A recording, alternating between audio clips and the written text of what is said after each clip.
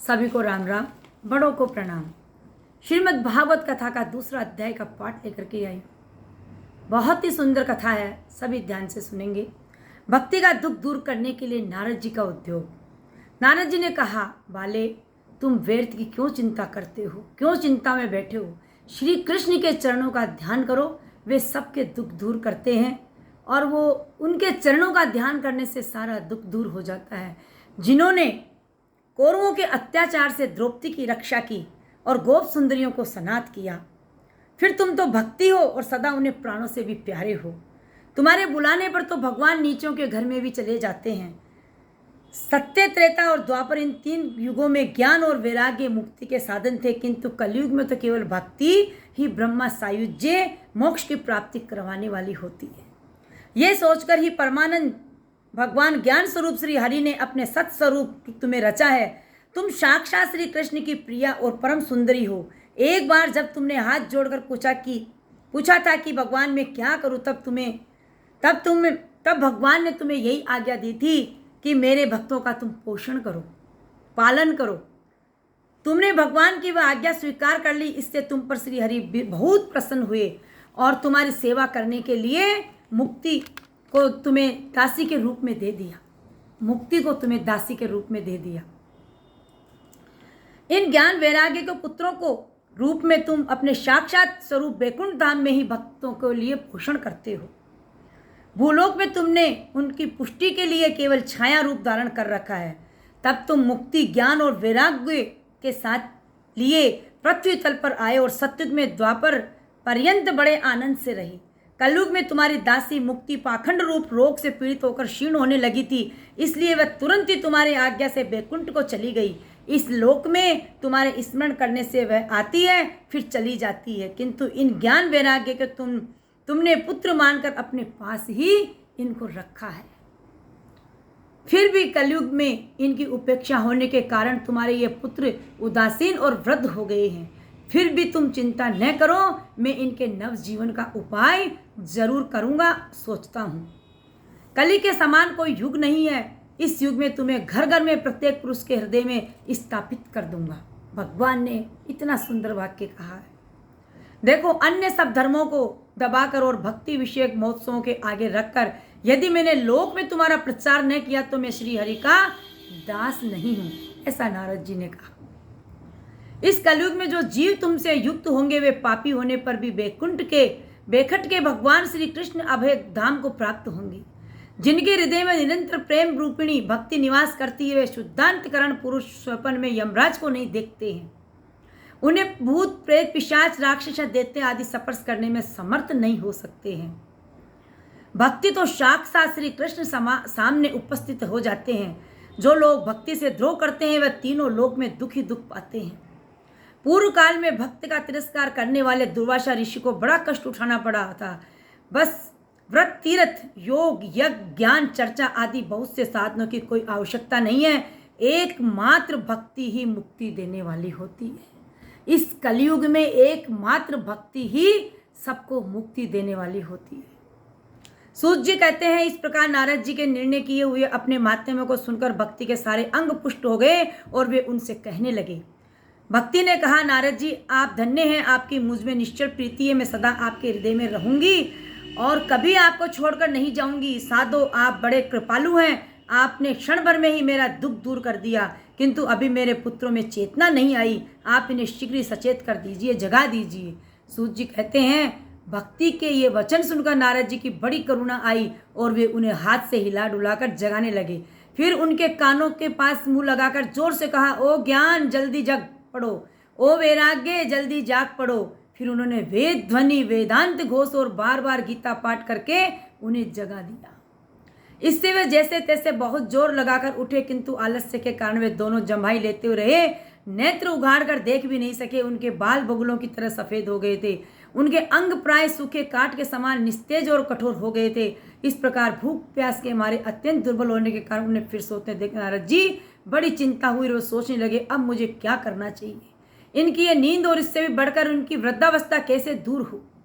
सोनक जी इस प्रकार चिंता करते करते वे भगवान का स्मरण करने लगे। उसी समय एक आकाशवाणी हुई कि खेद मत करो, तुम्हारा ये उद्योग निस्संदेह सफल होगा। देवर से इसके लिए तुम एक सत्कर्म करो, वह कर्म तुम्हें संत शिरोमणि महानुभाव बताएंगे। उस सत्कर्म का अनुष्ठान करते ही क्षण भर में उनकी नींद और वृद्धावस्था चली जाएगी। सर्वत्र भक्ति का प्रसार होगा। ये आकाशवाणी वहां सभी को साफ साफ सुनाई दी। इससे नारद जी को बड़ा विस्मय हुआ और वह कहने लगे, मुझे तो इसका आशय समझ में नहीं आया। नारद जी बोले, इस आकाशवाणी ने भी गुप्त रूप में ही बात कही है। ये नहीं बताया कि वह कौन सा साधन किया जाए जिससे इनका कार्य सिद्ध हो जाए। वे संत न जाने कहाँ मिलेंगे और किस प्रकार उस साधन को बताएंगे। अब आकाशवाणी जो कहा है उसके अनुसार मुझे क्या करना चाहिए। सूत जी कहते हैं, सोनक जी तब ज्ञान वैराग्य दोनों को वहीं छोड़कर नारद मुनि वहां से चल पड़े और प्रत्येक तीर्थ में जाकर मार्ग में मिलने वाले मुनीश्वरों से वह साधन पूछने लगे। उनकी इस बात को सुनते वे सब, किंतु उसके विषयों में कोई बात भी निश्चित नहीं हुई। उत्तर देता न कोई कुछ कहता। कोई बोले इसका ठीक ठाक पता लगाना ही कठिन है।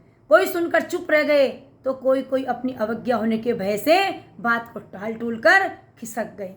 तब नारद बहुत चिंतातुर हुए और बद्री वन में आए और ज्ञान वैराग्य जगाने के लिए उन्होंने ये निश्चय किया कि मैं तप करूंगा। इसी समय उन्हें अपने सामने करोड़ों सूर्य के समान तेजस्वी सनकादिक मुनीश्वर दिखाई दिए। उन्हें देखकर वे मुनिश्रेष्ठ कहने लगे कि नारद जी ने कहा, महात्माओं, इस समय बड़े भाग्य से मेरा आप लोगों के साथ समागम हुआ है। बड़े भाग्य से आप सब लोगों के साथ मेरा मिलन हुआ है। आप मुझे कृपा करके शीघ्र ये साधन बता दीजिए। आप सभी लोग बड़े योगी, बुद्धिमान और विद्वान हैं। आप देखने में 5-5 वर्ष के बालक से जान पड़ते हैं, किंतु हे पूर्वजों भी पूर्वज है। आप लोग सदा बैकुंठ धाम में निवास करते हैं, निरंतर हरि कीर्तन में तत्पर रहते हैं, भगवत लीला अमृत का रसास्वादन कर सदा उसी में उन्मत्त रहते हैं। सनकादिक ने कहा, देवर्षि आप चिंता न करें, मन में प्रसन्न हो। उनके उद्धार एक सरल उपाय पहले से ही विद्यमान है। नारद जी अपने आप धन्य हैं। आप विरक्तों की शिरोमणि हैं। श्री कृष्णदास के साक्षात पथ प्रदर्शक एवं भक्ति योग के भास्कर हैं। आप भक्ति के लिए जो उद्योग कर रहे हैं, ये आपके लिए कोई आश्चर्य की बात नहीं समझनी चाहिए। भगवान के भक्त के लिए तो भक्ति सम्यक स्थापना करना सदा उचित ही है। ऋषियों ने संसार में अनेकों मार्ग प्रकट किए हैं, किंतु वे सभी कष्टदायी हैं और परिणाम प्राय स्वर्ग की ही प्राप्ति करवाने वाले हैं। नारद जी द्रव्य यज्ञ, तपोयज्ञ, यज्ञोयज्ञ और स्वाध्याय रूप ज्ञान यज्ञ में ये सब तो स्वर्ग आदि की प्राप्ति कराने वाले कर्म हैं। पंडित ने ज्ञान यज्ञ को ही सत्कर्म मुक्तिदायक कर्म का सूचक माना है। श्रीमद् भागवत का पारायण है, जिसका गान सुकादि महानुभावों ने किया है, उसके शब्द सुनने से ही भक्ति, ज्ञान और वैराग्य का बड़ा बल मिलता है, बहुत बड़ा बल मिलता है। यदि हम श्रीमद् भागवत कथा हो या कोई भी कथा हो, उसके थोड़े से भी शब्द हमारे कानों में चल जाएं तो हमारा कल्याण करने वाले ही होते हैं। उन्होंने कहा कि सिंह की गर्जना सुनकर जैसे भेड़िए भाग जाते हैं, उसी प्रकार श्रीमद् भागवत की ध्वनि से कलयुग के सारे दोष नष्ट हो जाते हैं। तब प्रेम प्रवाहित करने वाली भक्ति, ज्ञान और वैराग्य को साथ लेकर प्रत्येक घर और व्यक्ति के हृदय में क्रीड़ा करते हैं। नारद जी ने कहा, मैंने वेद वेदांत की ध्वनि और गीता पाठ करके उन्हें बहुत जगाया, किंतु फिर भी भक्ति, ज्ञान और वैराग्य तीनों नहीं जगे। ऐसी स्थिति में श्रीमद् भागवत सुनने से वे कैसे जागेंगे, क्योंकि उस कथा के प्रत्येक श्लोक और प्रत्येक पद में भी वेदों का ही सारांश है। आप लोग शरणागत वत्सल हैं तथा आपका दर्शन कभी व्यर्थ नहीं होता, इसलिए मेरा ये संदेह दूर कीजिए, हम आपके कार्य में विलंब नहीं करेंगे। सनकादिक ने कहा, श्रीमद् भागवत कथा वेद और उपनिषदों के सार से बनी है, इसलिए उनसे अलग उनकी फल रूपा होने के कारण वह बड़ी उत्तम जान पड़ती है। जिस प्रकार रस वृक्ष की जड़ से लेकर शाखा पर्यंत रहता है, किंतु इस स्थिति में उसका आस्वादन नहीं किया जा सकता, वही जब अलग होकर फल के रूप में आ जाता है, तब संसार में सभी को प्रिय लगने लगता है। दूध में घी रहता है, किंतु उस समय उसका अलग स्वाद नहीं मिलता। वही जब उससे अलग हो जाता है, तब वह देवताओं के लिए भी स्वादवर्धक हो जाता है। जब देवताओं के लिए स्वादवर्धक हो जाता है तो खांड ईख के और छोर से बीच में भी व्याप्त रहती है, तथापि अलग होने पर भी उसकी कुछ और ही मिठास होती है। ऐसे ही भागवत की कथा है। ये भागवत पुराण वेदों के समान है। श्री वेद व्यास जी ने इसे भक्ति, ज्ञान और वैराग्य की स्थापना के लिए प्रकाशित किया है। पूर्व काल में जिस समय वेद वेदांत के पारगामी गीता की रचना करने वाले भगवान वेद व्यास देव खिन्न होकर अज्ञान समुद्र में गोते खा रहे थे, उस समय आपने ही उन्हें 4 श्लोकों में इसका उपदेश दिया था। उसे सुनते ही उनकी सारी चिंता दूर हो गई। फिर इसमें आपको आश्चर्य की क्या बात है? श्रीमद् भागवत पुराण अवश्य सुनना चाहिए। इससे शोक, दुख, विनाश का नाश होता है और हमेशा सद्बुद्धि हमारे को मिलती है।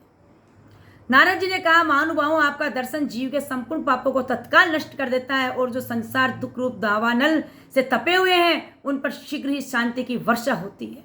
आप निरंतर शेष जी के सहस्त्र मुखों से गाए हुए श्रीमद् भागवत कथा अमृत का पान करते रहते हैं।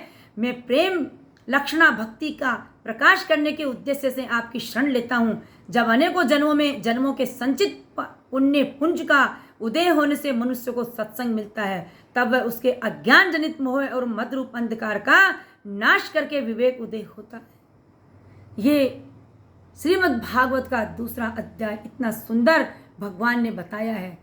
इसके सुनने मात्र से सभी दुख दूर हो जाते हैं और सभी मनोकामनाएं पूरी होती है। धन्यवाद। जय श्री कृष्ण।